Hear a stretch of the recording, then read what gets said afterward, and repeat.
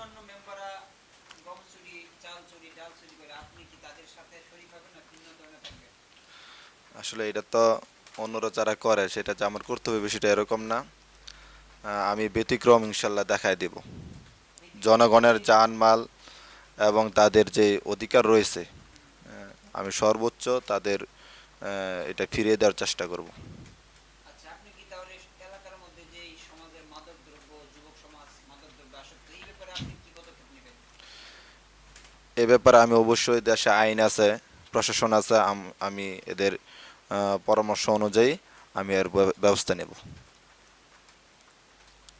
আপনি যুবকদেরকে ভালো হওয়ার জন্য, ইসলাম দিকে আকৃষ্ট করার জন্য তাদের জন্য কি কি উদ্যোগ নেবেন, নামাজি বানানোর জন্য বা তাদের যুব সমাজকে মাদক অর্থাৎ সন্ত্রাস থেকে ফিরানোর জন্য প্রথমত তাদেরকে অবশ্যই নুসরতমূলক আলোচনা এবং নামাজের প্রতি আহ্বান জানাবো, এবং মাদক এবং সন্ত্রাস যে ক্ষতি দিকটা আছে এটা তাদেরকে অবশ্যই তুলে ধরবো, যাতে তারা এটা বুঝে শুনে যাতে এ পথ থেকে সরে আসে আর কি।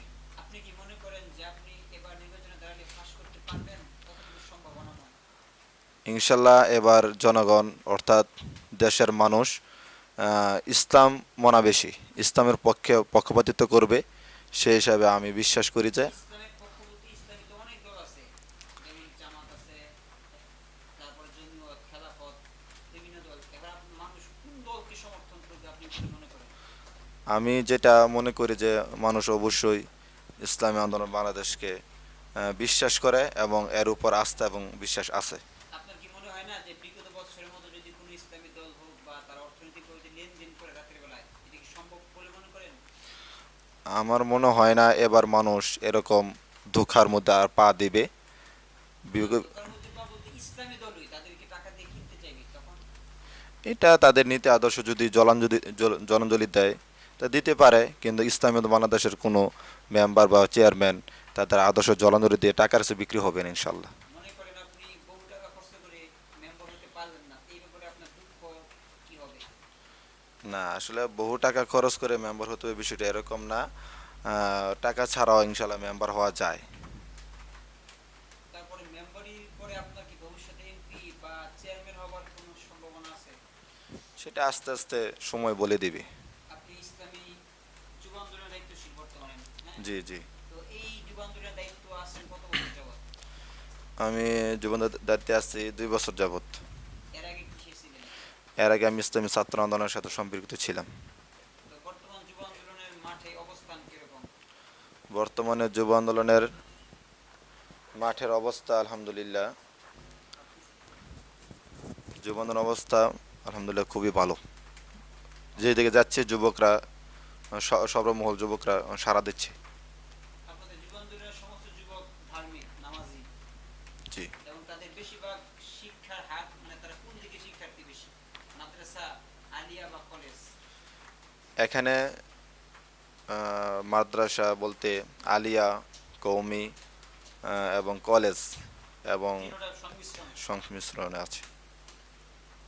আপনি মনে করেন যে আপনাদের এই ইসলাম আন্দোলন সামনে নির্বাচনে যেতে পারলো না, এই ব্যাপারে আপনাদের দুঃখ আক্ষেপ কি এরকম হবে বলে মনে করেন? দুঃখের কিছুই নেই।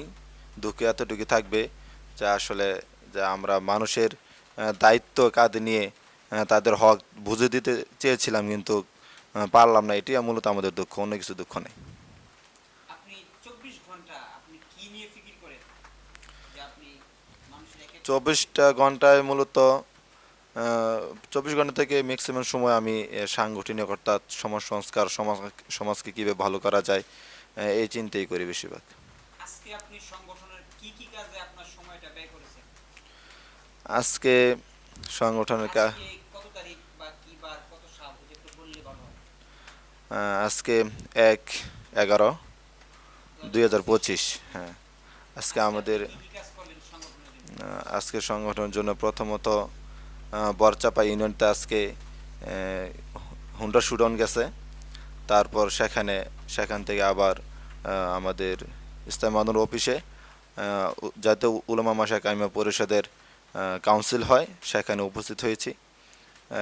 এতটুকু আর কি। আগামীকাল আপনার কি মানে সাংগঠনিক কি প্রোগ্রাম আছে আগামীকাল? আগামীকাল আমাদের দাওয়াতি কাজ অব্যাহত জারি আছে আমাদের ইসলামী যুব আন্দোলনের। বিশেষ করে 14 তারিখ, এই নভেম্বর মাসের 14 তারিখ ইসলামী যুব আন্দোলনের নতুন পুরাতন সদস্যদেরকে নিয়ে আমরা একটা সমাবেশ করব মনোদিতে, সেই ফিকিরে কাজ করব আর কি। সমাবেশের স্থান অথবা আপনাদের প্রধান অতিথি মেহমান কারা হবে বা কি হবে? প্রধান অতিথি মেহমান থাকবেন হচ্ছে আমাদের কেন্দ্রীয় দায়িত্বশীল। এটা কি ঘরোয়া পরিবেশ হবে নাকি না, বড় সমাবেশের এটা মোটামুটি ফ্লাশিং প্রোগ্রাম হবে। তাহলে আপনি ইসলামী আন্দোলনে আছেন কত বছর যাবত? আমি ইসলামী আন্দোলনে আছি প্রায় 2012 সাল থেকে। 12 সাল থেকে আজ পর্যন্ত আছেন। জি, আপনি কি মনে করেন যে মৃত্যু পর্যন্ত এই কাজে থাকবেন? ইনশাআল্লাহ। তো এই কাজে আপনাদের দলের মধ্যে মানুষের আন্তরিকতা, মহব্বত, ভালোবাসা কিরকম বলে আপনি মনে করেন? আলহামদুলিল্লাহ, সব জায়গাতেই সংগঠনের কাজে হাত পাখার প্রচারণার কাজে যাই। মানুষ আসলে অনেক আগ্রহের সাথে আছে যে তারা কখন নির্বাচন হবে আর হাত পাখা মার্কা ভোট দিবে, এরকম একটা পরিস্থিতি ইনশাল্লাহ আমরা দেখতে পাচ্ছি। আচ্ছা, আপনি ইসলামী আন্দোলন করেন, আপনার বাবা মা বউ তারা কি করে, কোন দল? আসলে মোটামুটি ইসলামের মানে পথে আছে এরা, ইসলামের বাইরে নাই। আমার মা বাবা, আমার স্ত্রী, অর্থাৎ ফ্যামিলিতে যারা আছে আর কি সবাই ইসলামের পথে আছে মোটামুটি। এবার আপনি দেশবাসীর উদ্দেশ্যে ইসলামের পক্ষে থাকার জন্য আপনি কিছু নসিহতমূলক কথা বলতে পারেন 2 মিনিট।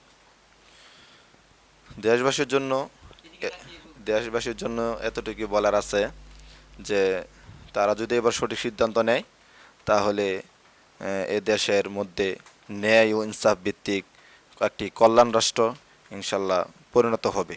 এ দেশের মধ্যে কোনো দুর্নীতি থাকবে না, কোনো চাঁদাবাজি থাকবে না, কোনো ধরনের মিথ্যা মামলা থাকবে না। এর কোনো সুন্দর